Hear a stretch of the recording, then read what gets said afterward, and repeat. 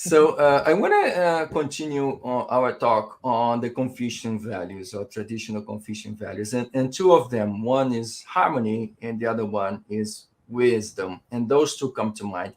So it seems not just here in the West, but also in the East, we have fallen into a situation of total disharmony with nature. So which manifests in or embodies in our current climate crisis we're enduring, right? So do you think, therefore, if we embrace such values, would they help us refocus our attention on the climate, or do you think that they are too alien, at least here in the West, to be useful? So, in a sense, I'm asking you, what's the value of Confucian values? Mm. Um, I think that Confucianism has different names in different cultures. I don't think that the values are unique to the Chinese culture or tradition. I think that there are guises of Confucianism across many different cultures.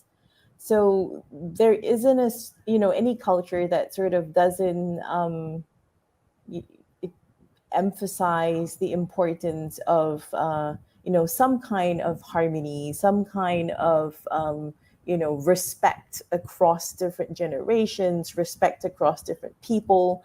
And even actually, interestingly enough, because I am part of the diaspora, right? I'm only second generation Singaporean.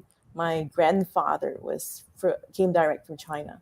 So I'm actually, it's interesting for me because China went through the Cultural Revolution, and their um, their incorporation of the Confucian values and their traditionalism is potentially less entrenched than mine, because as the diaspora, I left before, or my ancestors left before the Cultural Revolution, right? And we have a very different appreciation of Confucian values as opposed to how they understand it in China. They have some embracing of it still, in their family structures, in the way they respect the state. But I think that the diaspora understands it differently. They're a lot more entrenched in really heritage culture, belief in Chinese religion, as opposed to, again, in China, where with the Cultural Revolution, religion was not as strongly entrenched. And I think let's take that argument to the West, right? And I know we use East and West, but I feel that they're very loose terms, because even within the U.S., for example, which is between the East and the West of the U.S., you have something like a 900-year history difference. So I'm using these terms loosely again. I think that there isn't actually a lot in Christian values, for example, that we can't draw commonalities to Confucianism through.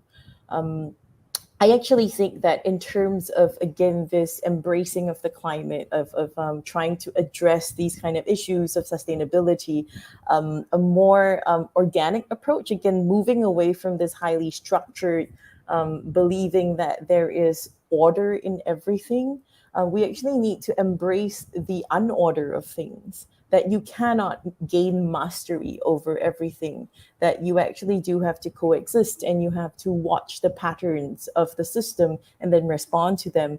Again, it's an almost embracing of more naturalistic approaches, which Confucianism, interestingly enough, I don't think is. It's still got this very strong layer of human structure that and order that's been overlaid onto it.